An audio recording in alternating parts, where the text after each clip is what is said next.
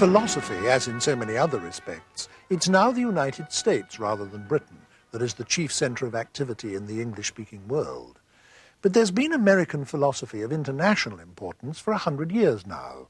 In fact, Bertrand Russell, in his autobiography, describes the Harvard School of Philosophy as having been the best in the world during the late 19th and early 20th centuries.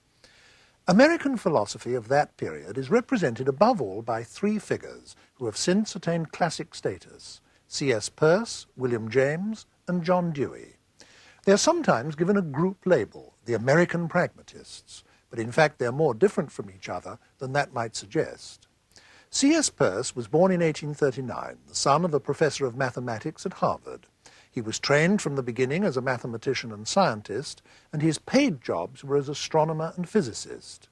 Philosophy was something he did in his spare time, until at the age of 48 he retired to devote himself to it entirely. But this, I'm afraid, led to his being sunk in poverty and debt by the time he died in 1914 at the age of 74. He never wrote a book, and a great deal of his work came out only posthumously, when his collected papers were published in 8 volumes. A near contemporary of Peirce was William James, born in 1842 and also educated at Harvard, from which he graduated in medicine. James became a Harvard lecturer in anatomy and physiology, then after that professor of philosophy, and then after that professor of psychology. Among his best-known books are The Principles of Psychology, published in 1890, The Varieties of Religious Experience, published in 1902, and Pragmatism, published in 1907. He died in 1910. Unlike Peirce, he received international recognition during his lifetime.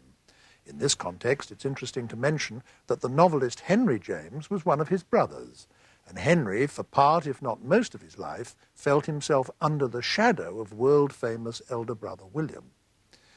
The third and most recent of our 3 classical American philosophers was John Dewey, who was born in 1859 and lived until 1952. He spent the whole of his career as a university teacher, first at the University of Michigan, then in Chicago, and finally at Columbia, New York. Few philosophers of any place or time have had such widespread influence on practical and public affairs. His philosophy of education alone can be said to have had worldwide impact, and he was influential in other fields as well. It's difficult to pick a few books from so copious an output, but perhaps I might mention Democracy and Education, published in 1916, Human Nature and Conduct, published in 1922, Experience and Nature, published in 1925, and The Quest for Certainty, published in 1929. To discuss the work of Dewey, James, and Peirce, I've invited Sidney Morgenbesser, Professor of Philosophy at Columbia University in New York. Now let's start right at the beginning of the story. The first of these people in time was Peirce, and it was him who introduced the term pragmatism as a philosophical term. And he introduced it first of all as a maxim for meaning, didn't he? Can you explain exactly what that meant? Well, it was a maxim for clarification of certain kinds of terms, which are called intellectual terms. Yes. It was not necessarily a theory of meaning for all terms or how to analyze all terms. That he also dealt with in a later book, but in this essay, it was primarily a theory of how one analyzes specific terms or specific ideas, or if you wish, sentences in which these terms are embedded. He was motivated to try to tell someone how he can be clear as his ideas, sort of an approach to give rules for clarification, so that if an agent acts, he at least knows the beliefs clearly upon which he acts. That's the motivation in the background. Now, what was the pragmatic criterion of meaning? What was that? Well, I can give it by illustration. You consider the practical effects of the concept, as it were. But let me sort of begin with an example and then see whether we can build up from examples. Right. Let's say if I asked you what you meant when you said something, sugar is soluble in water, I presume you would mean that if I or anyone put the sugar in water, it dissolved. Here, to get clearly in mind what you mean, you would specify, if you wish, some conditional as to what would happen, or what kind of consequences would happen, or what actions or habits the particular entity has that you could activate, as it were, by your action. It relates the meaning of the concept to an actual or possible action, or event, or occurrence. Yes. The meaning would be specified in this conditional. Right. So that Now, if you take a particular sentence in the indicative, like this particular hammer is hard, or whatever we will attribute the predicate hard, here's in the indicative, and the Peircean view is, well, you should be able to translate the indicative into these kinds of conditionals.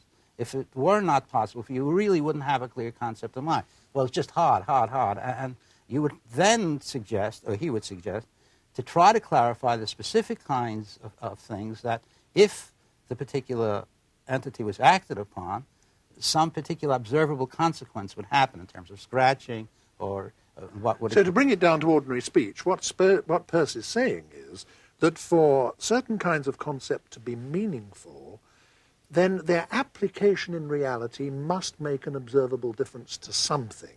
If they don't make an observable difference to anything, then they don't have real content. Yes, but these are conditionals. They would be. That's right.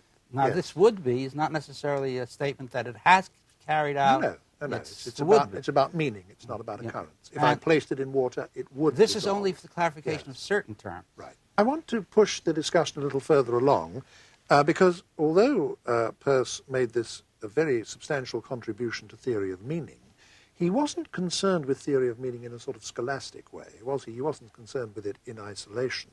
For him, it was all part of a much more general concern with science. I emphasized in my introduction to this discussion how Peirce the man was all his life a working scientist. That's what he was, and he was a logician, and he was concerned to clarify concepts, clarify statements, clarify beliefs as part of a much wider scientific enterprise whose aim was to understand the world and to acquire new knowledge, wasn't it? Yes. Can you put it in that context for us? Well, first I'll amplify some of the remarks about the meaning, as you suggested. He said he learned these habits in the laboratory. That's how a scientist gets clear about his terms. And yes. In the 20th century, some people thought that one clarifies terms in that way, which are called operational definitions. You know when to apply. If certain things are done by you, then these and these would be the observational consequences.